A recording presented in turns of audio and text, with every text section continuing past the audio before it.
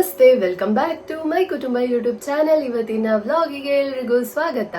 So ಇವತ್ತಿನ thumbnail ನೋಡಿದ್ರೆ ನಿಮ್ಗೆ ಅನಿಸ್ಬೋದು, ಏನಪ್ಪಾ ಇವತ್ತೊಂದು ಸ್ಟೋರಿ ಹೇಳಿಕೆ ಬಂದಿದ್ದಾರೆ ಇವರು. ಹೌದು, ಇವತ್ತು ನಾನೊಂದು ಸ್ಟೋರಿ ನಿಮ್ಮ ಹತ್ರ ಶೇರ್ ಮಾಡ್ಲಿಕ್ಕಿದ್ದೇನೆ. ಅದು ಹಾರರ್ ಸ್ಟೋರಿ. ಹಾರರ್ ಸ್ಟೋರಿ ಯಾರಿಗೆಲ್ಲ ಇಷ್ಟ? ನಂಗಂತೂ ತುಂಬಾನೇ ಇಷ್ಟ. ಹಾಗಾಗಿ ನಿಮ್ಮೊಟ್ಟಿಗೆ ಒಂದು ಹಾರರ್ ಸ್ಟೋರಿ ಹೇಳಿಕೆ ನಾನ್ ರೆಡಿ ಆಗಿದ್ದೇನೆ. ಸೊ ಈ ಸ್ಟೋರಿ ಕೋಲ್ಕತ್ತಾದಿಂದ ಬಂದಿರುವಂತಹ ಸ್ಟೋರಿ. ಕೋಲ್ಕತ್ತಾದಲ್ಲಿರುವಂತಹ ಒಂದು ಲೈಬ್ರರಿಯ ಹಾರರ್ ಸ್ಟೋರಿ. ಸೊ ಇಲ್ಲಿ ನಮ್ಗೆ ಮೇನ್ ಆಗಿ ಕಾಣಲಿಕ್ಕೆ ಸಿಗುವಂತಹ ಕ್ಯಾರೆಕ್ಟರ್ ತಾನ್ಯಾ ಒಂದು ಗ್ರಾಮೀಣ ಪ್ರದೇಶದಲ್ಲಿ ಇರುವಂತಹ ಹುಡುಗಿ. ಅವಳಿಗೆ ಏನೋ ಒಂದು ಸಾಧನೆ ಮಾಡಬೇಕು, ಗೌರ್ಮೆಂಟ್ ಎಕ್ಸಾಮ್ ಪಾಸ್ ಆಗಿ ನಾನು ತುಂಬಾ ಒಳ್ಳೆ ಪದವಿಯಲ್ಲಿ ವರ್ಕ್ ಮಾಡಬೇಕು ಎಂಬ ಒಂದು ಆಸೆ ಇರುತ್ತೆ. ಸೊ ಹಾಗಾಗಿ ತಾನ್ಯಾ ತನ್ನ ಕಾಲೇಜ್ ಒಟ್ಟೊಟ್ಟಿಗೆ ಈ ಎಕ್ಸಾಮಿಗೆ ಕೂಡ ಪ್ರಿಪೇರ್ ಆಗ್ತಾ ಇರ್ತಾಳೆ. ಸೊ ಗ್ರಾಮೀಣ ಪ್ರದೇಶ ಆಗಿರೋದ್ರಿಂದಾಗಿ ನೈಟ್ ಹೊತ್ತು ಅವರಿಗೆ ಓದಲಿಕ್ಕೆ ತುಂಬಾನೇ ಕಷ್ಟ ಆಗುತ್ತೆ. ಯಾಕಂದ್ರೆ ಅಲ್ಲಿ ಸುತ್ತಮುತ್ತ ಎಲ್ಲಾ ಹಳ್ಳಿಯಲ್ಲೂ ಕೂಡ ನೈಟ್ ಹೊತ್ತು ಕರೆಂಟ್ ಪ್ರಾಬ್ಲಮ್ ಬರ್ತಾ ಇರುತ್ತೆ, ಅಂದ್ರೆ ಕರೆಂಟ್ ಹೋಗುವ ಪ್ರಾಬ್ಲಮ್ ಇರುತ್ತೆ. ಸೊ ಹಾಗಾಗಿ ನೈಟ್ ಹೊತ್ತು ಓದ್ಲಿಕ್ಕೆ ಅಲ್ಲಿಯ ಯಾವುದೇ ಸ್ಟೂಡೆಂಟ್ಸಿಗೆ ಆಗಲ್ಲ. ಹಾಗೇನೆ ತಾನ್ಯಾಗೂ ಕೂಡ ಅದು ತುಂಬಾನೇ ಪ್ರಾಬ್ಲಮ್ ಅಂತ ಅನಿಸುತ್ತೆ. ಹಾಗಾಗಿ ಅಲ್ಲಿ ಅವರ ಹಳ್ಳಿಯಲ್ಲಿ ಒಂದು ಲೈಬ್ರರಿ ಇರುತ್ತೆ. ಆ ಲೈಬ್ರರಿಯಲ್ಲಿ ಯಾವಾಗ್ಲೂ 24 hours ಕರೆಂಟ್ ಇದ್ದು ಪ್ರಾಬ್ಲಮ್ ಇರಲ್ಲ. ಹಾಗಾಗಿ ತಾನ್ಯಾ ಹಾಗೆ ಉಳಿದ ಎಲ್ಲ ಮಕ್ಕಳು ಸೇರಿ ಅಲ್ಲಿಯ ಲೈಬ್ರರಿಯ ಓನರ್ಗೆ ರಿಕ್ವೆಸ್ಟ್ ಮಾಡ್ತಾರೆ. ಏನಂದ್ರೆ, ಸರ್, ನಮ್ಗೆ ಇಲ್ಲಿ ಓದ್ಲಿಕ್ಕೆ ಅವಕಾಶ ಕೊಡಿ, ನಾವು ನಿಮ್ಮ ಹತ್ರ ರಿಕ್ವೆಸ್ಟ್ ಮಾಡ್ತಾ ಇದ್ದೇವೆ ಅಂತ ಅಲ್ಲಿಯ ಎಲ್ಲಾ ಸ್ಟೂಡೆಂಟ್ಸ್ ಹಾಗೇನೆ ತಾನ್ಯಾ ಸೇರಿ ಎಲ್ಲರೂ ಕೂಡ ರಿಕ್ವೆಸ್ಟ್ ಮಾಡ್ತಾರೆ. ಅವರ ಮಾತನ್ನ ಕೇಳಿ ಅಲ್ಲಿಯ ಓನರ್ ಕೂಡ ಓಕೆ ಅಂತ ಹೇಳಿ, ಆಯ್ತು, ನೀವು ನೈಟ್ ಹೊತ್ತು ಸಂಜೆ ಹೊತ್ತು ಬಂದು ಇಲ್ಲಿ ಓದಿ ಹೋಗ್ಬೋದು ಅಂತ. ಲೈಬ್ರರಿ ಸರ್ ಓಕೆ ಅಂತ ಹೇಳಿದ ತಕ್ಷಣ ಅಲ್ಲಿಯ ಎಲ್ಲಾ ಮಕ್ಕಳಿಗೂ ತುಂಬಾನೇ ಖುಷಿ ಆಗುತ್ತೆ. ತಾನ್ಯಾ ನೆಕ್ಸ್ಟ್ ಡೇ ಮಾರ್ನಿಂಗ್ ಅಲ್ಲಿ ಹೋಗಿ ಓದ್ಲಿಕ್ಕಂತ ಕುತ್ಕೊಳ್ತಾಳೆ. ಅವಳೊಟ್ಟಿಗೆ ಬೇರೆ ಬೇರೆ ಎಲ್ಲಾ ಸ್ಟೂಡೆಂಟ್ಸ್ ಕೂಡ ಬಂದಿರ್ತಾರೆ. ತಾನ್ಯಾ ಓದ್ಲಿಕ್ಕಂತ ಕುತ್ಕೊಳ್ತಾಳೆ. ಬೆಳಿಗ್ಗೆ ಓದ್ತಾಳೆ, ತನ್ನೆಲ್ಲ ಕೆಲಸವನ್ನ ಮಾಡಿ ಮುಗಿಸಿ ಮನೆಗೆ ಹೋಗ್ತಾಳೆ. ಹಾಗೇನೆ ಸಂಜೆ ಹೊತ್ತು ಬಂದು ಓದ್ಲಿಕ್ಕಂತ ಬರ್ತಾಳೆ. ಆ ಟೈಮಲ್ಲಿ ಬೆಳಿಗ್ಗೆ ಹೊತ್ತು ಕಾಣದ ಒಂದು ಹುಡುಗಿ ಸಂಜೆ ಹೊತ್ತು ಇವಳಿಗೆ ಕಾಣಲಿಕ್ಕೆ ಸಿಗ್ತಾಳೆ.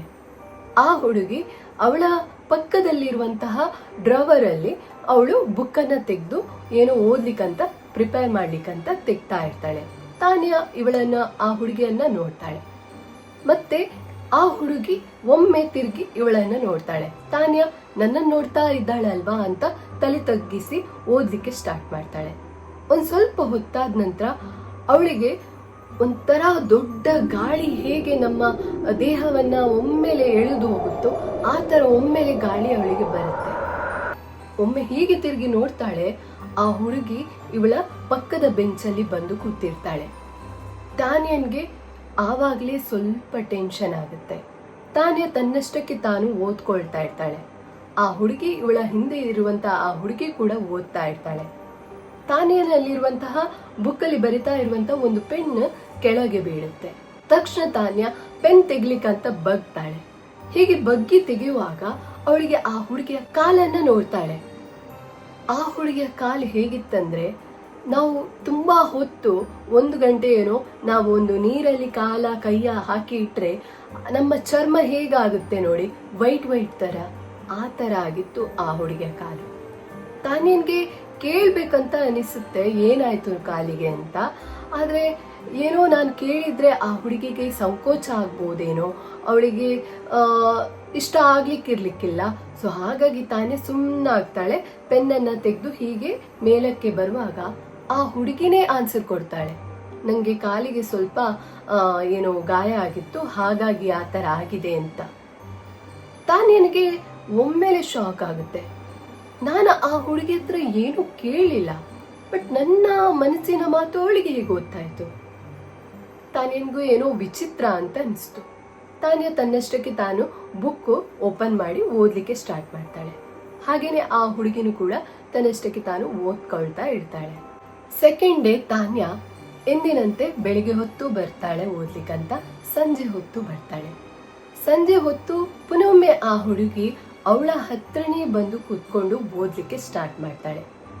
ತಾನ್ಯಾ ತನ್ನ ಹತ್ರನೇ ಕುತ್ಕೊಂಡಿದ್ದಾಳೆ, ಹಾಗಾಗಿ ಅವಳ ಹತ್ರ ಮಾತಾಡ್ಲಿಕ್ಕೆ ಸ್ಟಾರ್ಟ್ ಮಾಡ್ತಾಳೆ.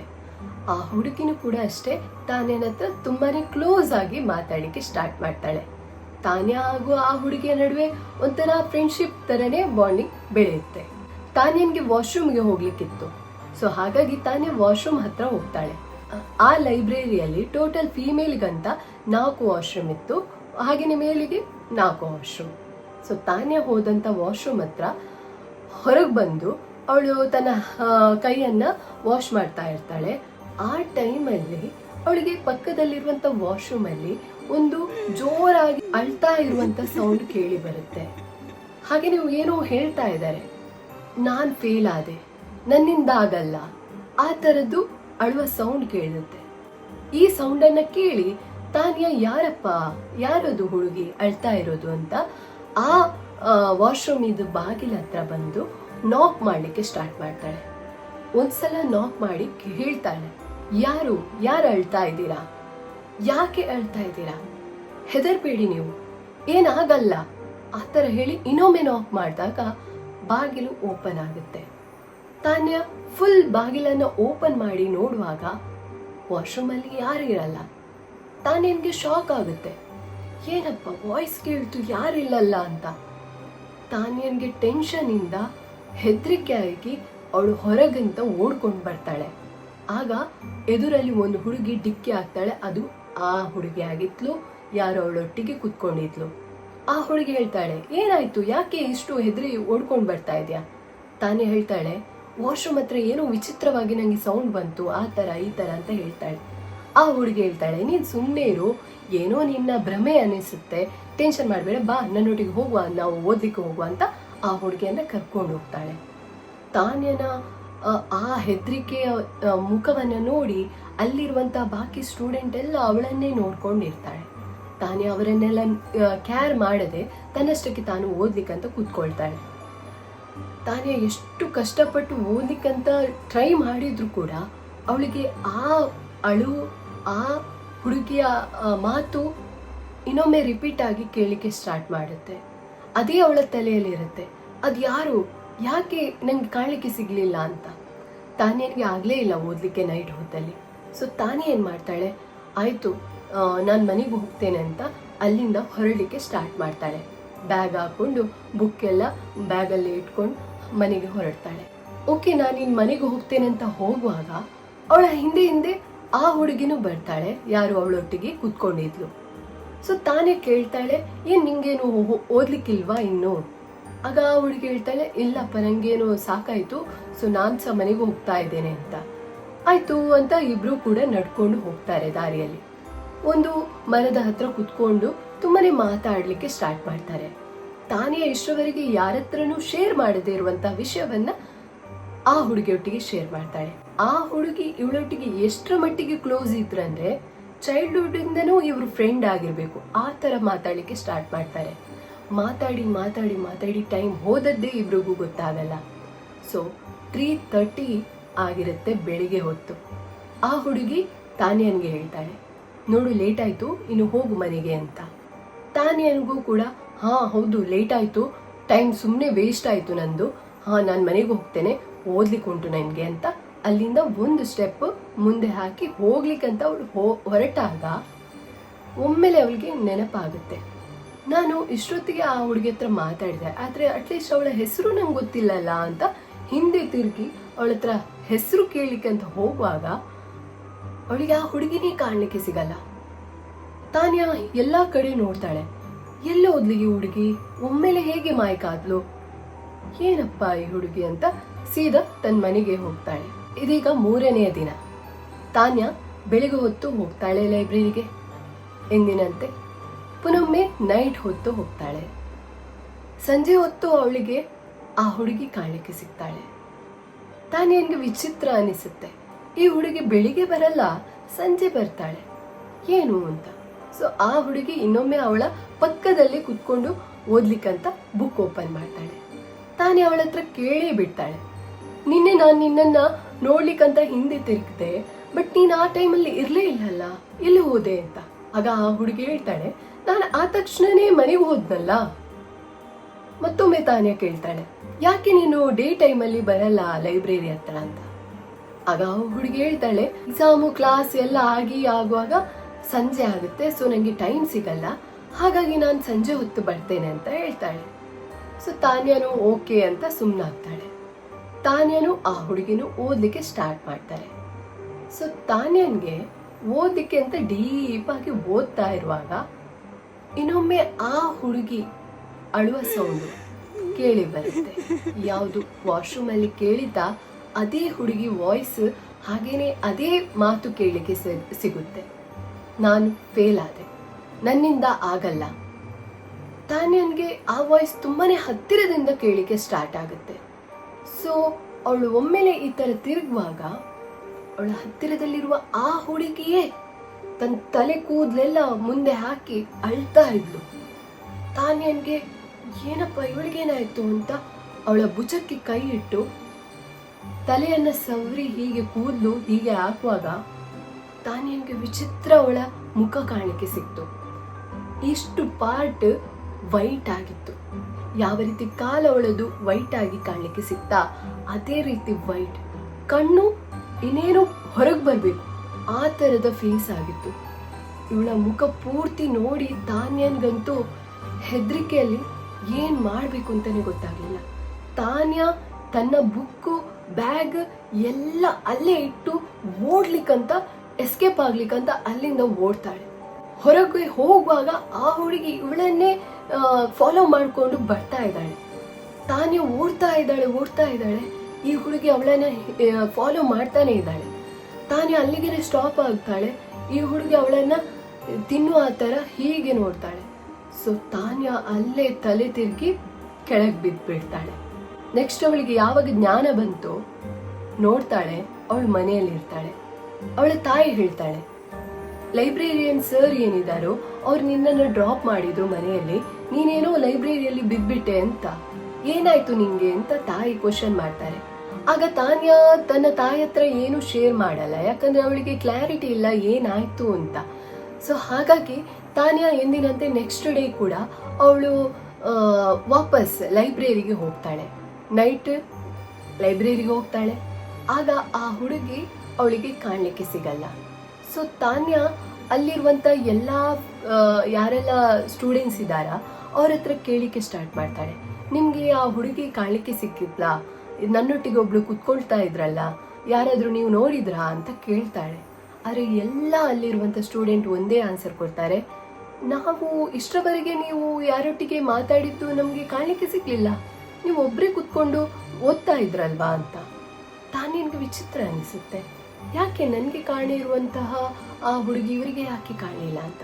ಸೊ ತಾನ್ಯ ಟೆನ್ಷನ್ ಅಲ್ಲಿ ಲೈಬ್ರರಿಯಲ್ಲಿರುವಂತಹ CC ಕ್ಯಾಮೆರಾ ಚೆಕ್ ಮಾಡ್ಲಿಕ್ಕೆ ಹೋಗ್ತಾಳೆ. ಸೊ CC ಕ್ಯಾಮೆರಾದ ಫುಟೇಜ್ ಅನ್ನ ಚೆಕ್ ಮಾಡ್ಲಿಕ್ಕೆ ಅಂತ ಅಲ್ಲಿರುವಂತಹ ಮೇನ್ ಪರ್ಸನ್ ಹತ್ರ ರಿಕ್ವೆಸ್ಟ್ ಮಾಡ್ತಾಳೆ, ನಂಗೆ ಆ ಫುಟೇಜ್ ಬೇಕು ತೋರಿಸಿ ಅಂತ.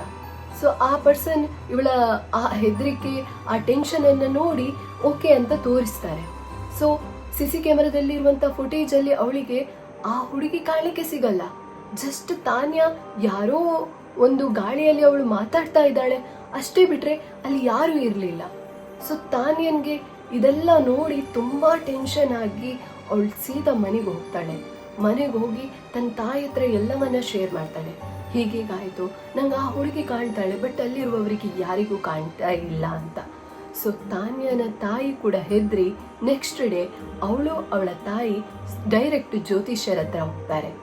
ಜ್ಯೋತಿಷ್ಯರು ತಾನ್ಯನನ್ನ ಕರೆಕ್ಟ್ ಆಗಿ ಒಬ್ಸರ್ವೇಷನ್ ಮಾಡಿದ ನಂತರ ಅವ್ರು ಹೇಳ್ತಾರೆ, ಇದೊಂದು ಕೆಟ್ಟ ಆತ್ಮ, ಈ ಆತ್ಮ ಕೆಲವೊಬ್ಬರಿಗೆ ಮಾತ್ರ ಕಾಣಲಿಕ್ಕೆ ಸಿಗುತ್ತೆ, ಕೆಲವೊಬ್ಬರತ್ತು ತುಂಬಾನೇ ಕ್ಲೋಸ್ ಆಗಿ ಮಾತಾಡ್ಲಿಕ್ಕೆ ಸ್ಟಾರ್ಟ್ ಮಾಡುತ್ತೆ.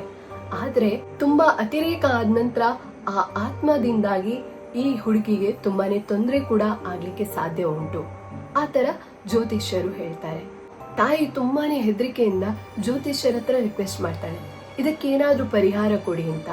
ಆಗ ಜ್ಯೋತಿಷ್ಯರು ಒಂದು ಅವಳಿಗೆ ತಾಯ್ತವನ್ನ ಕೊಡ್ತಾರೆ. ನೋಡು, ಈ ತಾಯ್ತವನ್ನ ನೀನು ಯಾವಾಗ್ಲೂ ನಿನ್ನ ಕೈಯಲ್ಲೇ ಕಟ್ಕೊಂಡು ಇರ್ಬೇಕು, ಸೊ ಅದನ್ನ ಯಾವುದೇ ಕಾರಣಕ್ಕೂ ಬಿಚ್ಚಿಡ್ಲಿಕ್ಕೆ ಇಲ್ಲ ಅಂತ ಜ್ಯೋತಿಷ್ಯರು ಹೇಳ್ತಾರೆ. ಸೊ ಇದನ್ನೆಲ್ಲ ಮುಗಿಸಿ ತಾಯಿ ಹಾಗೇನೆ ತಾನ್ಯ ಮನೆ ಹತ್ರ ಹೋಗ್ತಾರೆ. ತಾನ್ಯ ಇದೆಲ್ಲ ಆದ ನಂತರ ನೈಟ್ ಹೊತ್ತು ಅವಳು ತನ್ನ ಮನೆಯಲ್ಲೇ ಕುತ್ಕೊಂಡು ಓದ್ಲಿಕ್ಕೆ ಸ್ಟಾರ್ಟ್ ಮಾಡ್ತಾಳೆ. ಸೊ ಸೊ ಆವತ್ತೊಂದಿನ ನೈಟ್ ತಾನ್ಯ ಮನೆಯಲ್ಲೇ ಕೂತ್ಕೊಂಡು ಡೀಪ್ ಆಗಿ ಓದ್ತಾ ಇರ್ತಾಳೆ. ತಾನ್ಯ ತನ್ನಷ್ಟಕ್ಕೆ ಓದ್ಲಿಕ್ಕಂತ ತುಂಬಾನೇ ಪ್ರಯತ್ನ ಪಟ್ಟು ಬುಕ್ ಓಪನ್ ಮಾಡಿ ಓದ್ತಾ ಇರ್ತಾಳೆ. ಅವಳಿಗೆ ಅದೇ ಹುಡುಗಿ ಅಳುವ ಸೌಂಡು ಹೊರಗೆ ಕಿಟಕಿ ಬದಿಯಿಂದ ಕೇಳಿಕೆ ಸ್ಟಾರ್ಟ್ ಆಗುತ್ತೆ. ತಾನ್ಯ ನೋಡ್ಬಾರ್ದು ಅಂತ ತುಂಬಾನೇ ಸ್ಟ್ರಿಕ್ಟ್ ಆಗಿ ಕುತ್ಕೊಂಡಿರ್ತಾಳೆ, ಆದ್ರೂ ಕೂಡ ನೋಡ್ತಾಳೆ. ನೋಡುವಾಗ ಸೇಮ್ ಅದೇ ಹುಡುಗಿ ಕಿಟಕಿ ಹತ್ರ ನಿಂತ್ಕೊಂಡು ಅಳ್ಲಿಕ್ಕೆ ಸ್ಟಾರ್ಟ್ ಮಾಡ್ತಾಳೆ.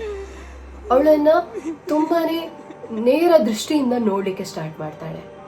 ತಾನ್ಯ ತನ್ನಷ್ಟಕ್ಕೆ ಯೋಚನೆ ಮಾಡ್ತಾಳೆ, ಆ ಹುಡುಗಿ ನನ್ನ ಫ್ರೆಂಡ್ ಅಲ್ವಾ, ಅವಳು ಯಾಕೆ ನನಗೆ ಏನಾದರೂ ಪ್ರಾಬ್ಲಮ್ ಮಾಡಲಿಕ್ಕೆ ಸಾಧ್ಯ, ಅವಳು ಯಾಕೆ ನನಗೆ ಇಷ್ಟರವರೆಗೆ ಏನು ಮಾಡಲಿಲ್ಲ, ಸೊ ಹಾಗಾಗಿ ಅವಳಿಂದ ನನಗೆ ಏನು ಪ್ರಾಬ್ಲಮ್ ಆಗ್ಲಿಕ್ಕಿಲ್ಲ, ಅವಳು ನನ್ನ ಫ್ರೆಂಡು, ಸೊ ನಾನು ಅವಳ ಹತ್ರ ಮಾತಾಡಬೇಕು. ಹಾಗಾಗಿ ತಾನ್ಯ ಹೊರಗೆ ಹೋಗ್ತಾಳೆ. ತಾನ್ಯ ಹೊರಗೆ ಹೋಗಿ ಮಾತಾಡ್ಲಿಕ್ಕಂತ ಹೋಗ್ತಾಳೆ. ತಾನ್ಯನ್ಗೆ ಆ ಹುಡುಗಿ ನೇರವಾಗಿ ಕಾಣಲಿಕ್ಕೆ ಸಿಗ್ತಾಳೆ. ತಾನ್ಯ ಅವಳ ಹತ್ರ ಕ್ವಶನ್ ಮಾಡ್ತಾಳೆ, ಯಾಕೆ ನೀನು ಅವರಿಗೆಲ್ಲ ಕಾಣಲಿಕ್ಕೆ ಸಿಗ್ತಾ ಇಲ್ಲ, ನನಗೆ ಮಾತ್ರ ನೀನು ಕಾಣಲಿಕ್ಕೆ ಸಿಗ್ತಾ ಇದೆಯಾ, ಯಾಕೆ ಏನು ಅಂತ ಕೇಳುವಾಗ ಆ ಹುಡುಗಿ ಮಾತ್ರ ಇವಳನ್ನ ನುಂಗುವ ತರ ಕಣ್ಣು ದೊಡ್ಡ ಮಾಡಿ ಅಲ್ಲೇ ನಿಂತಿರ್ತಾಳೆ. ಆಗ ಹಿಂದೆಯಿಂದ ಯಾರೋ ಇವಳನ್ನ ಎಳ್ದಾಗ ಆಗುತ್ತೆ ತಾನ್ಯನ. ಅದು ಅವಳ ಅಮ್ಮ ಆಗಿರ್ತಾಳೆ. ಅಮ್ಮ ಅವಳನ್ನ ಎಳ್ದು ಬಾ ಮನೆಯೊಳಗೆ ಹೋಗುವ ಅಂತ ಹೇಳ್ತಾಳೆ. ಆಗ ತಾನೇ ಹೇಳ್ತಾಳೆ, ಅಮ್ಮ ನಾನು ನಿಮ್ಗೆ ಹೇಳ್ತಾ ಇದ್ದೆ ಅಲ್ಲ, ಒಂದು ಹುಡುಗಿ ನಂಗೆ ಕಾಣಲಿಕ್ಕೆ ಸಿಗ್ತಾಳೆ ಅಂತ, ಅದು ಇದೇ ಹುಡುಗಿ ಅಂತ ಹೀಗೆ ನೋಡಿ ತೋರಿಸುವಾಗ ಆ ಹುಡುಗಿ ಕಾಣ್ತಾನೆ ಇಲ್ಲ ತಾನ್ಯನ್ಗೆ. ತಾನ್ಯನ್ಗೆ ಶಾಕ್ ಆಗುತ್ತೆ. ತಾನ್ಯ ಏನಪ್ಪ ಈ ಹುಡುಗಿ ಒಂದೇ ಕ್ಷಣ ಮಾಯವಾಗ್ತಾ ಇದ್ದಾಳಲ್ಲ ಅಂತ. ತಾನ್ಯ ನಮ್ಮ ಒಳಗೆ ಹೋಗ್ತಾರೆ ಮನೆಯೊಳಗೆ. ತಾನ್ಯ ನೆಕ್ಸ್ಟ್ ಡೇ ಲೈಬ್ರರಿಗೆ ಹೋಗ್ತಾಳೆ ಓದ್ಲಿಕ್ಕಂತ. ಡೇ ನೈಟ್ 2 ಹೊತ್ತು ಹೋಗ್ತಾಳೆ. ಬಟ್ ನೈಟ್ ಹೊತ್ತು ಅವಳಿಗೆ ಆ ಹುಡುಗಿ ಕಾಣಲಿಕ್ಕೆ ಸಿಗಲ್ಲ. ಹೀಗೇನೆ ದಿನಗಳು ವಾರಗಳು ಕಳೀತಾ ಹೋಗ್ತದೆ. 12-13 ವರ್ಷ ಆದ್ರೂ ಕೂಡ ತಾನ್ಯನ್ಗೆ ಆ ಹುಡುಗಿ ನೋಡ್ಲಿಕ್ಕೆ ಸಿಗಲ್ಲ, ಅವಳ ಧ್ವನಿ ಕೇಳಿಕ್ಕೆ ಸಿಗಲ್ಲ, ಏನೂ ಇಲ್ಲ.